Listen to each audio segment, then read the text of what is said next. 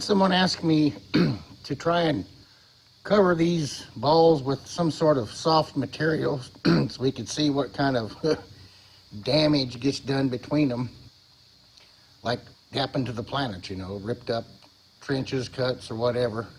So these are my first experiment spheres. There's the two hollow ones, the big solid one, the little solid one, and then the big hollow one I was using for Saturn. What I found was these three smaller steel ball bearings that I was using on another experiment and I'd forgot about, but they're a lot smaller. But I'm going to use these three. And I'm just going to do this three ball experiments, three planet experiments. But I'm going to try and coat these with drywall putty. And I may put little pieces of granite in with it, you know, in certain places to represent like a place on the sphere that had some granite or something harder than what the putty will be just over the ball. I'm not sure how thick I can make it, because each layer I put on, let it dry so it don't sag and fall off. It's going to take forever to get a real thick layer on there, if you know what I mean. Take forever to get a thick layer on this, like as thick as what that nut sticks up. That'd take me forever.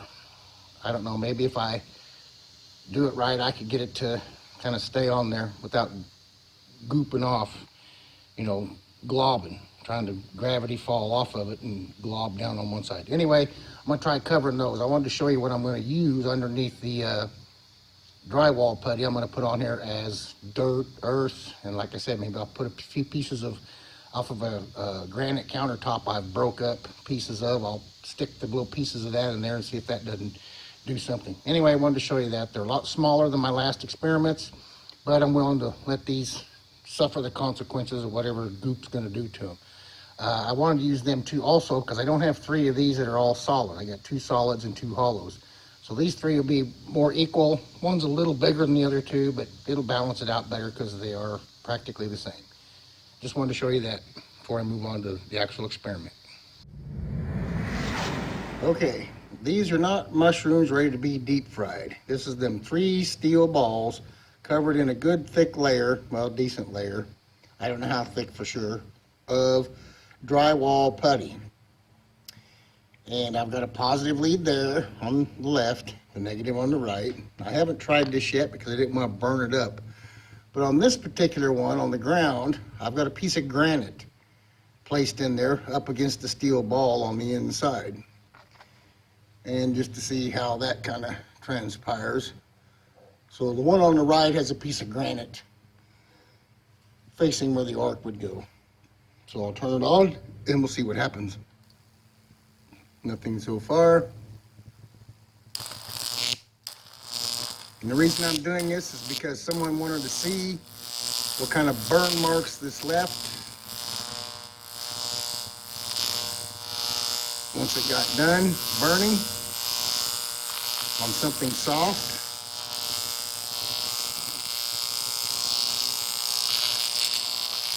I'm moving them apart. And the arcs kind of quit. And these three are magnetic, so the electromagnetic field is going to affect how they move. But it took it that far to break the arc, you saw. Move me in a little closer. And I'm not getting anything yet. Of course, that one in the middle is kind of moving.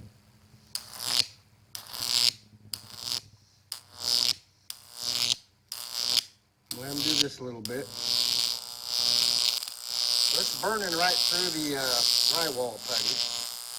But you notice how the arcs are much more orange. They have to work harder, or the energy is taken out of them to get through that little layer. It's not much.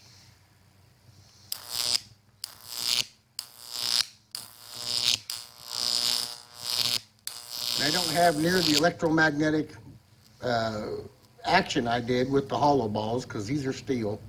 Maybe a difference on the weight for the pendulum action.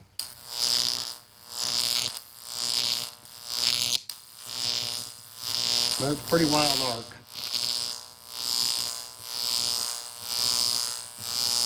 Let it burn a little bit, see what it does.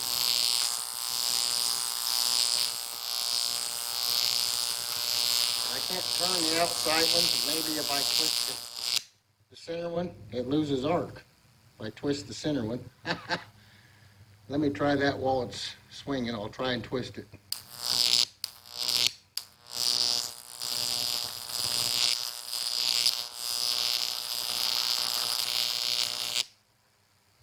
And it eventually quits anyway. I mean, it helps it, the electric current kind of stop. Let me get her looking pretty ugly here. If she's moving, it don't seem to want to arc. Getting pretty close. That center one's still kind of moving. There she goes.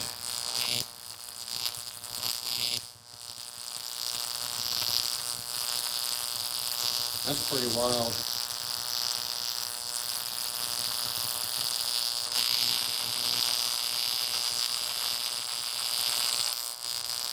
Huh. They're spinning on its own. Anyway, that's what it's doing with something outside the steel. And you know, drywall putty's got a lot of sand and grit in it. And this is pretty dry. It's not 100% dry, but there's a little bit of water in there, but not a whole lot. So it's going right through the putty. And that's pretty wild looking. If you look at the pop marks on the spinning one, you're going to see the surface of Mars, but I can't get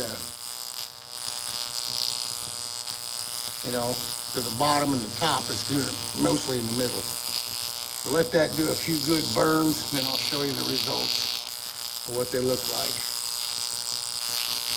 You get it spinning real good.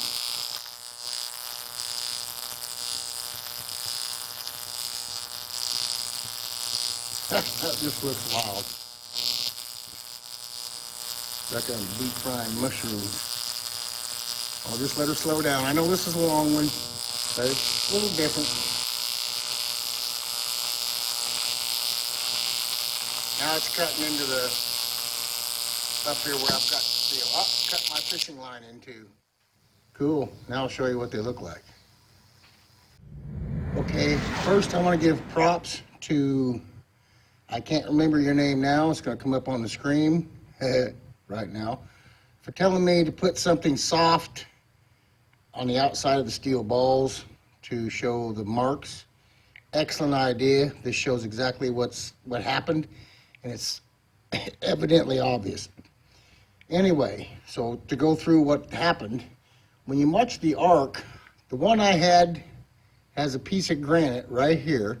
If you notice, it hit it quite a bit, but not always. So that really didn't, make it the magnetic field or the electric current ground to the steel through the granite. The granite's pretty well touching the steel. There's a lot closer to the steel than the current would be going through the drywall putty. This one's about the same. You see where they weren't rotating. These two just moved around. They're burn marks. I'm trying to show you. And I had several. I'm getting to it, guys. I'm getting to it. That one's got a whole lot more. I don't know why. It's the ground side. But this one's the one that I rotated. Does that look familiar? Does that look familiar? Trying to get it in focus. Looks like Mars, looks like the moon. I imagine parts of the Earth got hit pretty hard. I mean, like the Grand Canyon, it ripped a long ways in directions. South of there was pop marks like this.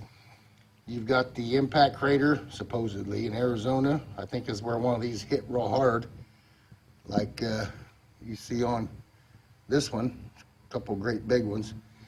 But just think if there's all three rotating instead of just the center one. You'd get that all around all of them. And the only one that wasn't rotating through all this was our moon, if it was even there. I believe it was. And it got hammered on kind of one end, one side. But I guess you see that. That is exactly what you see on Mars. You saw how little I did to get that many, a few rotations and a little bit of current. And like I said, it's steel. I'll put that one there. Well, you can't see it when I set it down. That's steel on all three underneath drywall putty, but you see the burn marks. I guess you can see them good enough without me unhooking these on both of them. The ones that did not rotate, but I'm just absolutely amazed at the significance of the one that did rotate. And, you know, I don't know if the fast rotation did a lot of this or as it slowed down, what have you, but the rotation gave it that appearance. It's obvious. Just like Mars, probably Venus's surface, if we could see it, would be that way all the way around.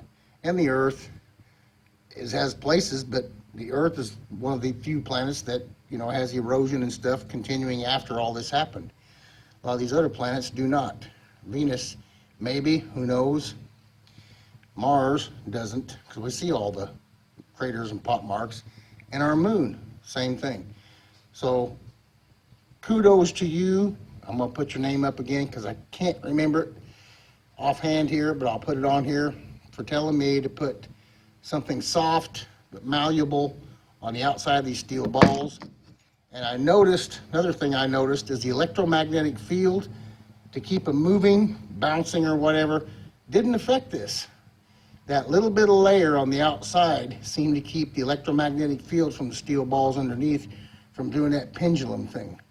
It absorbed enough of it to, you know, take it around it and distribute it to the steel to where you didn't have that pendulum movement like I did with the solid steel balls. But the obvious result of this is what happened. And kudos to you, Electric Universe Eyes, for showing, and the other guy, I can't remember his name. His name's going to flash up right here. He did the same, similar to what you did, as far as showing what the craters do in clay and what have you. I was going to cover these with clay, but I don't have any. And he also did the same thing in a vacuum chamber. And Electric Universe Eyes, you tried to do it in a vacuum chamber, but you did it in the atmosphere. But you got to realize the plasma may go across a vacuum between planets when it happened, but once it hit each planet, there was an atmosphere for it to deal with before it did this. And you see here, no vacuum chamber, what happens when it's direct through the atmosphere. So anyway, that's all cool. Appreciate all you guys, everybody working towards this. Electric Universe, yay. David Talbot, yay. Wal Thornhill, yay. Vikalski, yay. I said that wrong. Vilikovsky, yay. It's on the move. We're figuring this out. Laters. And I wanted to mention here, I wish I could rotate these two also, but being that they're, you know, on solid leads, it's hard to do. You know, I can't touch them, shock the tar out of me. So I'm trying to figure out a way to also get those to rotate. So I may end up with 4 or 5 balls hanging. The outside ones may be steel, the 3 inside ready to fire mushrooms, and see if I can't get pot marks on all 3 of the covered balls where we can see what happened. I'm going to try and figure out a way to do that, and I'll do that too. Thanks for